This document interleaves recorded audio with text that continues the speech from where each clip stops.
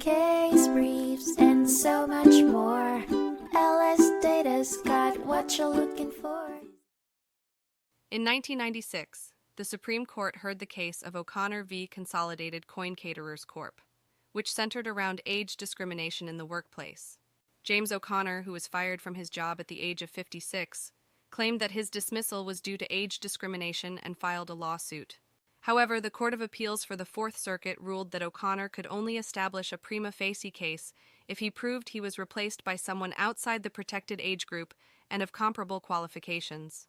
O'Connor appealed to the Supreme Court, arguing that being replaced by someone outside the protected age group should not be a requirement for establishing a prima facie case of age discrimination under the McDonnell Douglas Corp.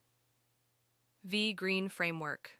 The Supreme Court ultimately agreed with O'Connor, ruling that replacement by someone outside the protected class was not a proper element for establishing a prima facie case under the Age Discrimination in Employment Act, ADEA.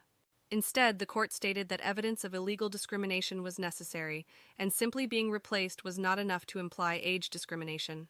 As a result, the judgment of the Fourth Circuit was reversed, and the case was remanded for further proceedings, allowing O'Connor to continue his age discrimination claim without the requirement to prove he was replaced by someone outside the protected age group.